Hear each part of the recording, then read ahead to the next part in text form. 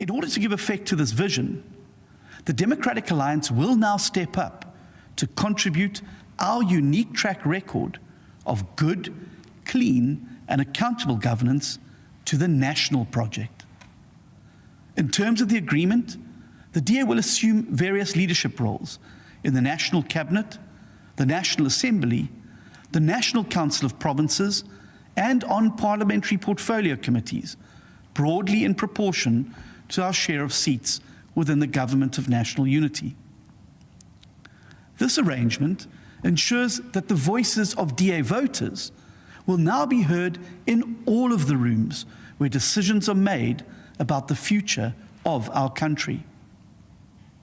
Thanks to the 3.5 million people who voted for us, the DA will no longer only be an opposition party at a national level.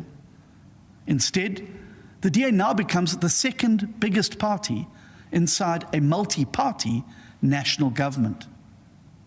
This same model of inclusive and broadly proportional representation in the executive and legislative positions will also apply in the provinces of Gauteng and KwaZulu-Natal. It is difficult to overstate just how significant this moment is for the Democratic Alliance. After polling just 1.7% in the 1994 election, the DA's predecessor became the official opposition for the first time in 1999.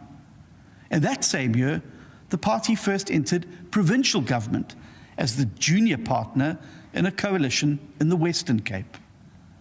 In 2006, the DA became a party of metropolitan government for the first time through a 7-party coalition in the city of Cape Town. In 2009, the DA first won the Western Cape outright, and in 2021, we won new municipalities across the country for the first time, while entering coalition governments in more metros. And now, on the 14th of June 2024, the DA is not only set to be a part of government in the 3 biggest provinces of the Western Cape, Gauteng and KwaZulu-Natal. Today, the DA becomes a party of national government. What was once unthinkable when the DA's predecessor secured only 1.7% of the vote in 1994 has now become a reality. From today, the DA will co-govern the Republic of South Africa in a spirit of unity and collaboration.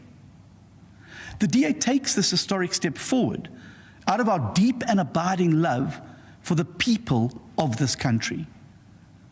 We do so both for the millions of people who voted for us and for all South Africans who yearn for a better government and a brighter future. The DA's signature contribution to this government of national unity will come in the form of our unique track record of service delivery, job creation, and our commitment to clean and accountable governance. For the very first time, the DA will now be able to bring the same expertise that we honed in places like Cape Town, Midvaal, Umgeni, Kocha, and the Western Cape to serve all the people of South Africa. This is our mission core in the Government of National Unity, to serve, core in the Government of National Unity, to serve, to uplift, and to deliver dignity to all the people of our country. Less than 2 weeks ago, when the final election results were announced, I said to you that the DA would answer the clarion call that the people had sounded. I said that we would not bury our heads in the sand at a time when South Africa not only faced the challenges of unemployment, crime, and poverty, but also on our constitutional democracy. The DA quickly understood that we could not simply sit back and allow a vacuum to form, which would inevitably have been filled by forces that seek to subvert the vision of our Constitution, of a country that belongs to all who live in it, united in our diversity. We also understood that multi-party governments are now the new normal under our proportional electoral system, and that the DA had to quickly adapt to this radically different environment. Now that these initial negotiations have culminated in a signed agreement, the DA regards it now as our patriotic duty to meet the demands of history in South Africa's hour of need. Through their votes, the people have made it clear that they do not want any one party to dominate our society. The people have also told us that the time for finger-pointing is over, and that the time for a new politics of collaboration and problem-solving has arrived. Make no mistake about it, this is not the end of the process, and the road ahead will not be an easy one. The 2-week deadline imposed by the Constitution for the formation of a government is simply not sufficient in this new multi-party context. Even in countries with a long tradition of multi-party government, it usually takes much longer to negotiate a comprehensive agreement. We have thus decided to tackle the negotiations in phases. Phase 1 is now complete and has culminated in the adoption of the Statement of Intent, which enables the Government of National Unity to elect presiding officers in Parliament as well as a president.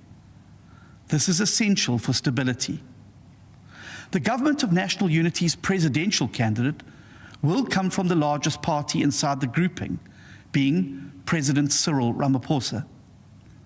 Following his election today, President Ramaphosa will then exercise his prerogative to appoint his new cabinet from among the members of the Government of National Unity in consultation with the leaders of the constituent parties. The next phase of the process will then commence in the form of a Lekgotla strategy session to develop a detailed policy agenda, including policy priorities for the Government of National Unity.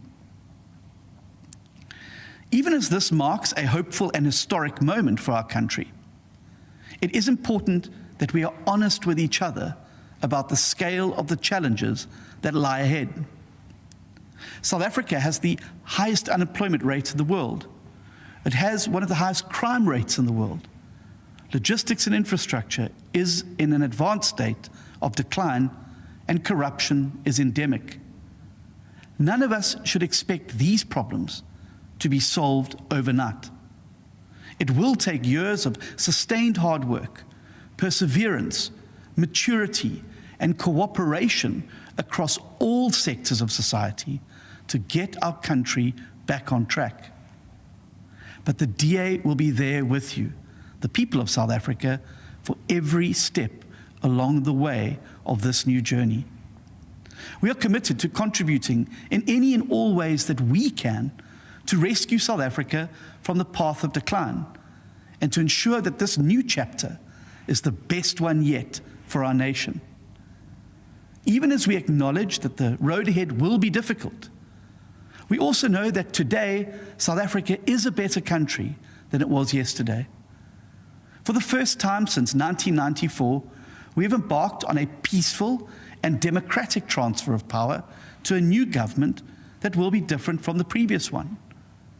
Our democracy is maturing, and while it faces serious threats, the formation of the Government of National Unity puts us on a path to full democratic consolidation.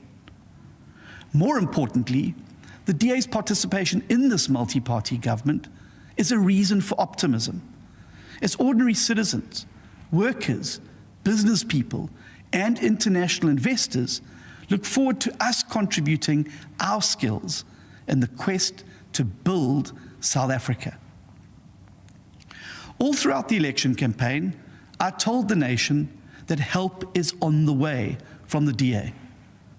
That is a pledge I intend to keep, as demonstrated by our commitment to the Government of National Unity.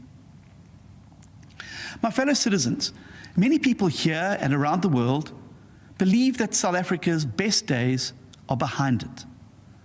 They are deeply disillusioned by how a country that was once the darling of the world descended into corruption, mismanagement, and economic decline. To those people I say, never ever bet against the people of South Africa. With the DA at the heart of a new multi-party government, South Africa is now ready to write a hopeful new chapter that defies the odds once again. We are a nation of honest, hardworking, and peace-loving people who care for our families, our communities, and our neighbors. We are home to people who conquer hardship and suffering every day just to put food on the table. And we are a country that celebrates in beating the odds and achieving unlikely triumphs.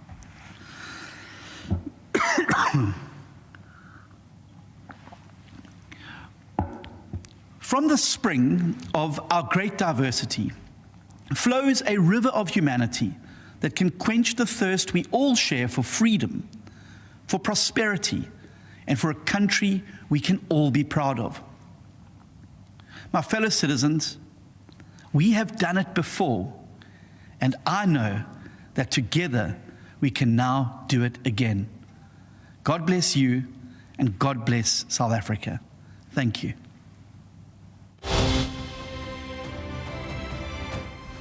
All right, we are going to go for a quick break.